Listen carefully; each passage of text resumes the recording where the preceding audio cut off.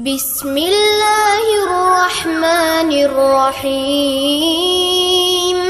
ألهاكم التكاثر حتى زرتم المقابر، كلا سوف تعلمون ثم